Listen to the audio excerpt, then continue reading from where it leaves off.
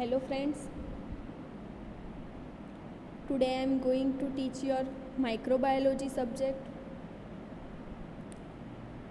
In the last lecture we studied about some informations of Whitaker's five kingdom, and in today's lecture we must know that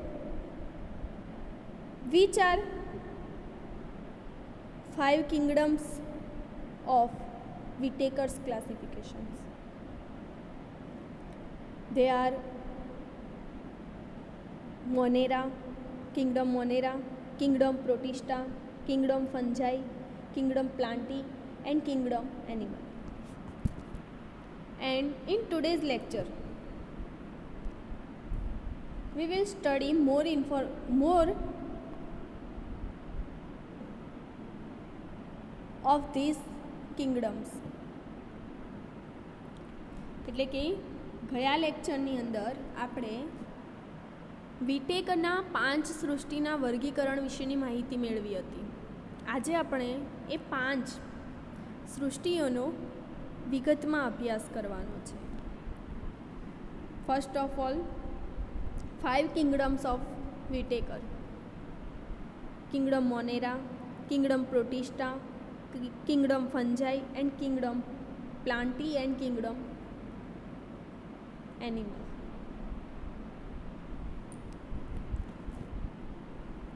First of all we study Kingdom Monera. વાત કરીએ મોનેરા સૃષ્ટિની. હવે એની વિશે આપણે અભ્યાસ કરવાનો છે. These organisms are prokaryotic and unicellular.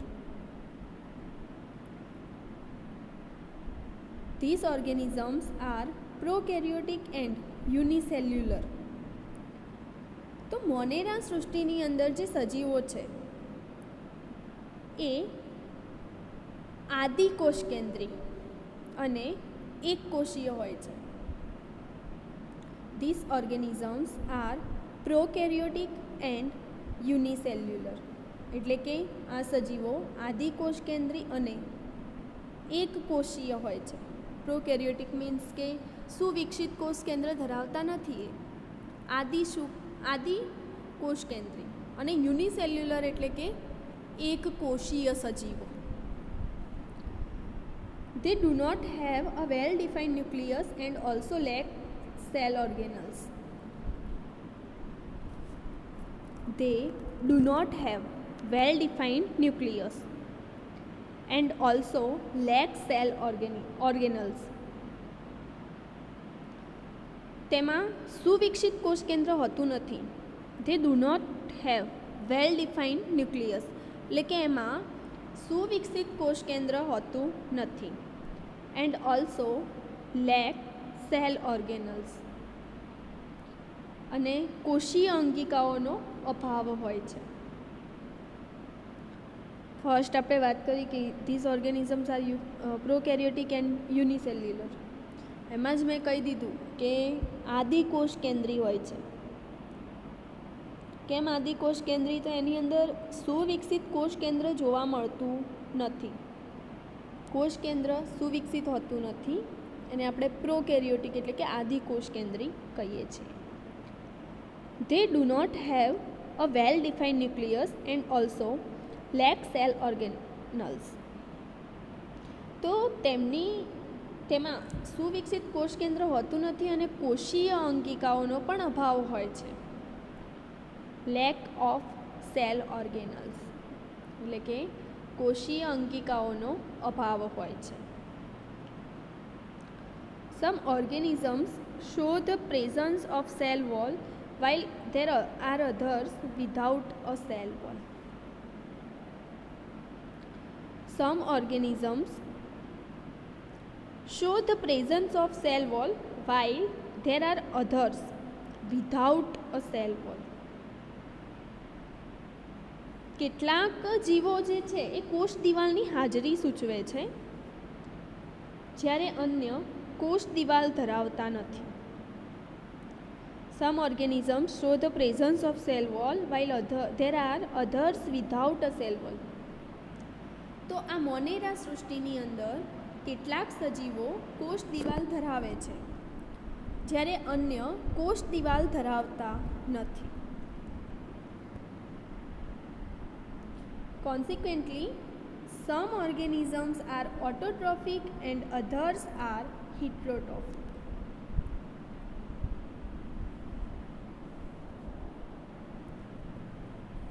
Consequently, some organisms are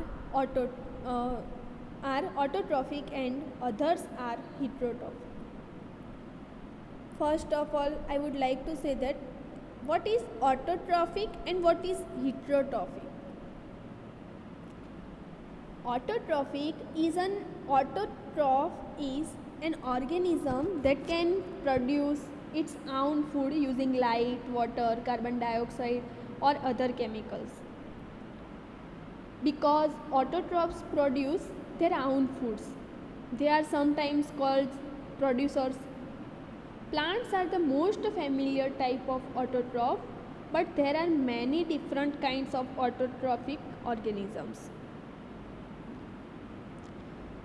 Autotroph. What is autotroph? An autotroph is an organism that can produce its own food using light, water, carbon dioxide or other chemicals. હવે autotroph શું છે? સ્વયંપોષી શું છે? તો એ એક એવું જીવતંત્ર છે જે પ્રકાશ, પાણી, કાર્બન ડાયોક્સાઇડ અથવા અન્ય રસાયણોનો ઉપયોગ કરીને પોતાનો ખોરાક પેદા કરી શકે છે અથવા પોતાનો ખોરાક જાતે બનાવી શકે છે. યાદ રાખજો, what is autotroph? Autotroph is an organism that can produce its own food using light, water, carbon dioxide or other chemicals. એટલે કે જે પ્રકાશ, પાણી, કાર્બન ડાયોક્સાઇડ અથવા અન્ય રસાયણોનો ઉપયોગ કરીને પોતાનો ખોરાક જાતે બનાવી શકે છે. Because autotrophs produce their own foods, they are sometimes called producers. અને જે ઓટોટ્રોપ્સ પોતાનો ખોરાક જાતે બનાવી શકે છે, મતલબ કે પોતાનો ખોરાક જાતે બનાવે છે, એટલે તેમને ઉત્પાદકો પણ કહેવામાં આવે છે. they called producers. Plants are the most familiar type of autotroph, but there are many different kinds of autotroph organism. ઓટોટ્રોફની અંદર સૌથી કોમન વનસ્પતિઓ છે, પરંતુ ઘણા વિવિધ પ્રકારના ઓટોટ્રોફ સજીવો જોવા મળે છે. તો આ વાત થઈ કે કેટલાક સજીવો ઓટોટ્રોફિક હોય છે જ્યારે કેટલાક હિટરોટ્રોફિક હોય છે, એટલે કે કેટલાક સ્વયંપોષી અને કેટલાક પરપોષી હોય છે. હવે વોટ ઇઝ હિટરોટ્રોપિક? મેં તમને ઓટોટ્રોફ તો સમજાવ્યું કે જે પ્રકાશ, પાણી, કાર્બન ડાયોક્સાઇડ અથવા અન્ય રસાયણોનો ઉપયોગ કરીને પોતાનો ખોરાક જાતે બનાવી શકે છે. અને પોતાનો ખોરાક જાતે બનાવે છે એટલે એમને ઉત્પાદકો કહેવામાં આવે છે. અને એમાં વનસ્પતિઓ એ સૌથી કોમન ઓટોટ્રોફ છે, જ્યારે બીજા અમુક પણ ઓટોટ્રોફ્સ જોવા મળે છે. હવે વાત કરીએ what is heterotrophic. What is heterotrophic? A heterotroph is an organism that cannot manufacture its own food by carbon fixation and therefore derives its intake of nutrition from other sources of organic carbon, mainly plant or animal matter. A heterotroph is an organism that cannot manufacture its own food by carbon fixation and therefore derives its intake of nutrition from other sources of organic carbon, mainly plant or animal matter. In the food chain, heterotrophs are secondary and tertiary consumers. વાત કરીએ કે હિટરોટ્રોફ શું છે? A heterotroph is an organism that cannot manufacture its own food by carbon fixation and therefore derives its intake of nutrition from other sources of organic carbon, mainly plant or animal matter. હવે હિટ્રોટ્રોફ એ એવા જીવતંત્ર છે જે carbon fixation દ્વારા પોતાનો ખોરાક તૈયાર કરી શકતા નથી અને તેથી તે કાર્બનના અન્ય સ્ત્રોતો મુખ્યત્વે વનસ્પતિ અથવા પ્રાણી પદાર્થમાંથી તેના પોષણનો વપરાશ મેળવે છે. In the food chain, heterotrophs are secondary and tertiary consumers. અને અન્ન શૃંખલાની અંદર જે હિટ્રોટ્રોફ જે છે એ ગૌણ અને તૃતીય છે. તો આ વાત થઈ કે ઓટોટ્રોફિક એટલે શું અને હિટ્રોટ્રોફિક એટલે શું. તો ઓટોટ્રોફિકની અંદર એ પોતાનો ખોરાક જાતે બનાવી શકે છે, જ્યારે હિટ્રોટ્રોફિકની અંદર ખોરાક માટે બીજાની ઉપર આધાર રાખવો પડે. Consequently, some organisms are autotrophic and others are heterotrophic. પરિણામે શું થાય છે કે કેટલાક સજીવો ઓટોટ્રોફિક હોય છે જ્યારે અન્ય સજીવો હિટ્રોટ્રોફિક હોય છે. Examples include bacteria, cyanobacteria and mycoplasma.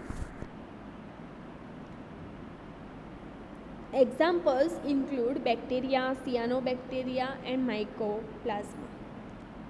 તો સૃષ્ટિ મોનેરાની અંદર બેક્ટેરિયા, સિયાનોબેક્ટેરિયા અને માઇકોપ્લાઝમાનો સમાવેશ થાય છે.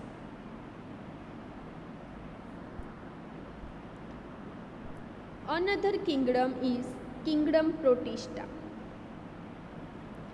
આપણે સૃષ્ટિ મોનેરાનો અભ્યાસ કરી ચૂક્યા.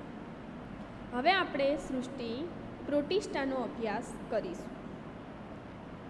Organisms grouped under kingdom Protista are all unicellular but eukaryotic organisms. Organisms grouped under kingdom Protista are all unicellular but eukaryotic organisms.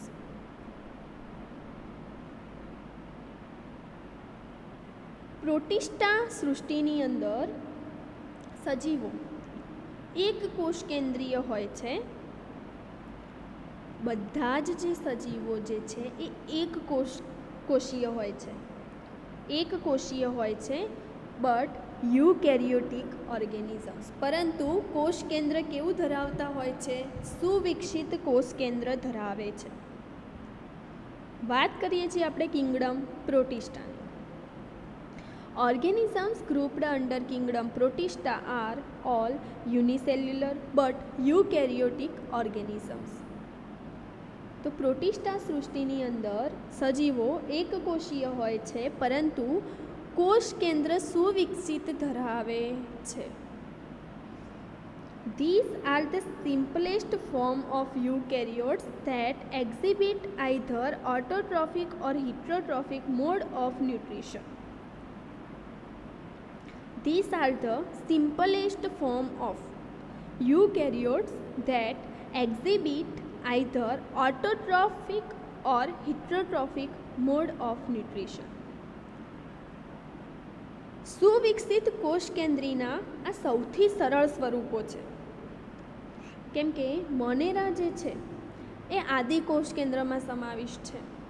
એના પછી જે છે એ છે પ્રોટિસ્ટા. તો આ જે પ્રોટિસ્ટા જે છે એ સુવિકસિત કોષ કેન્દ્રીના સૌથી સરળ સ્વરૂપો છે. પ્રોટિસ્ટા સુવિકસિત કોષ કેન્દ્રીના સૌથી સરળ સ્વરૂપો છે. Eukaryotes that exhibit either autotrophic or heterotrophic mode of nutrition.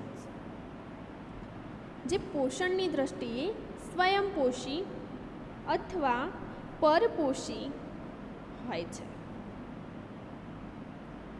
either autotrophic or heterotrophic. એટલે કે પોષણની દ્રષ્ટિએ ઓટોટ્રોફિક કે હિટરોટ્રોફિક સ્થિતિ દર્શાવે છે. Once again, Kingdom Protista. Organisms grouped under kingdom Protista are all unicellular but eukaryotic organisms. તો પ્રોટિસ્ટા સૃષ્ટિની અંદર સજીવો એક કોષીય હોય છે, પરંતુ સુવિકસિત કોષ કેન્દ્ર ધરાવે છે. These are the simplest forms of eukaryotes that exhibit either autotrophic or heterotrophic mode of nutrition. અને સુવિકસિત કોષ કેન્દ્રીના સૌથી સરળ સ્વરૂપો છે સિમ્પલેસ્ટ ફોર્મ ઓફ યુકેરિયોટ્સ, એટલે કે સુવિકસિત કોષ કેન્દ્રીના સૌથી સરળ સ્વરૂપો છે જે પોષણની દ્રષ્ટિએ સ્વયંપોષી અથવા પરપોષી સ્થિતિ દર્શાવે છે.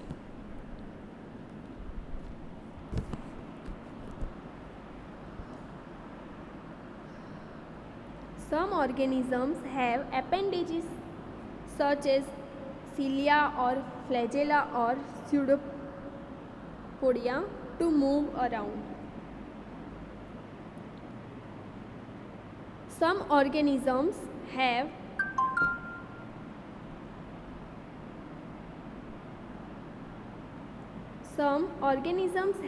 appendages such as cilia or flagella or pseudopodia to move around. Some organisms have appendages such as cilia or flagella or pseudopodia to move around. તો હવે કેટલાક સજીવોમાં હલનચલન માટે આસપાસ સીલી અથવા ફ્લેજેલા અથવા સ્યુડોપોડિયા જેવા જોડાણો હોય છે. Some organisms have appendages such as cilia or flagella or pseudopodia to move around. એટલે કેટલાક સજીવોના હલનચલન માટે એમની અંદર સીલી અથવા ફ્લેજેલા અથવા સ્યુડોપોડિયા જેવા જોડાણો આવેલા હોય છે, જેના કારણે એ ઇઝીલી હલનચલન કરી શકે છે. Some examples are diatoms, protozoans like amoeba, paramecium. Some examples are diatoms, protozoans like amoeba, paramecium. તો આની અંદર ઉદાહરણોમાં ડાયાટમ્સનો, અમીબાનો, પેરામિશિયમનો સમાવેશ થાય છે. Once again, some organisms have appendages such as cilia or flagella or pseudopodia to move around. એટલે કે આ જે સજીવો હોય છે એમને હલનચલન માટે સીલી અથવા ફ્લેજેલા અથવા સ્યુડોપોડિયા જેવા જોડાણો હોય છે, અને એની અંદર ઉદાહરણોમાં અમીબા, પેરામિશિયમનો સમાવેશ થાય છે.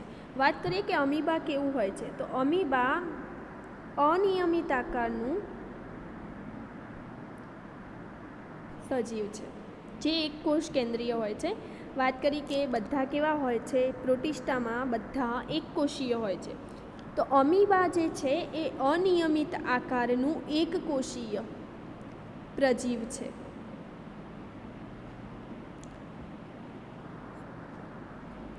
ને પેરામિશિયમ જે છે એ પેરામિશિયમ ચપ્પલના તળિયા જેવો શેપ ધરાવે છે.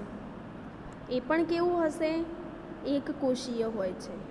હવે વાત કરી કે એના માટે હલનચલન માટે શું હોય છે, સીલી અથવા ફ્લેજેલા, તો આ રીતે પેરામિશિયમની અંદર કશાઓ આવેલી હોય છે. ફ્લેજેલા મીન્સ કશા, જેનાથી શું થશે કે શું કરશે, ઇઝીલી મૂવમેન્ટ કરી શકશે. હવે કોઈ સજીવ હોય એને ઇઝીલી મૂવમેન્ટ કરવા માટે પ્રોટિસ્ટાની અંદર એટલે કે પ્રજીવોની અંદર શું આવેલું હોય છે, આ રીતે કશાઓ આવેલી હોય છે. અમીબાની વાત કરીએ તો અમીબાની અંદર શું થાય છે, ખોટા પગ ઉત્પન્ન કરશે અમીબા, અને એના થ્રુ એ શું કરશે, હલનચલન પણ કરશે અને પોતાનો ખોરાક માટે શું કરશે, ખોટા પગ ઉત્પન્ન કરી શકે છે, હલનચલન માટે પણ એ કરે છે. તો સમ organisms have appendages such as cilia or flagella or pseudopodia to move around. એટલે કે કેટલાક સજીવોમાં હલનચલન માટે શું હોય છે, સીલી અથવા ફ્લેજેલા. જેમ કે ઉદાહરણમાં મેં તમને કહ્યું કે પેરામિશિયમની અંદર એની આજુબાજુ આવી નાની નાની શું આવેલી હોય છે, કશાઓ આવેલી હોય છે, જેના કારણે શું કરે છે, હલનચલન કરી શકે છે. તો આજના લેક્ચરની અંદર આપણે આટલે સુધી અભ્યાસ કરીએ છીએ. નેક્સ્ટ લેક્ચરની અંદર આપણે 3 કિંગડમનો અભ્યાસ કરવાનો છે, કિંગડમ ફંજાઈ, કિંગડમ પ્લાન્ટ અને કિંગડમ એનિમલ. એટલે કે પ્રાણી સૃષ્ટિ, ફૂગ સૃષ્ટિ અને વનસ્પતિ સૃષ્ટિનો આપણે નેક્સ્ટ લેક્ચરની અંદર અભ્યાસ કરીશું. Thank you so much.